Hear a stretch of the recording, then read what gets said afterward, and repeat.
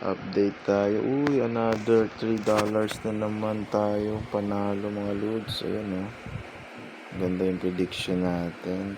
Pataas. Pataas ang nakuha natin prediction. Kaya yung graph natin umakyat.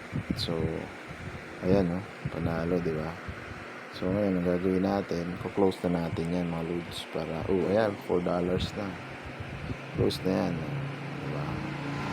Kanina naka $3 tayo, so another win rate na naman tayo ngayon sa ating bagong trade. Panalo, nakakuha tayo ng $4. Panalo. Ayun, close na natin sila lahat. Yun, panalo po tayo mga lods. Yan, bago ngayon natin. Kanina 14 lang yan. Ayan, panalo na tayo ng $8 in total.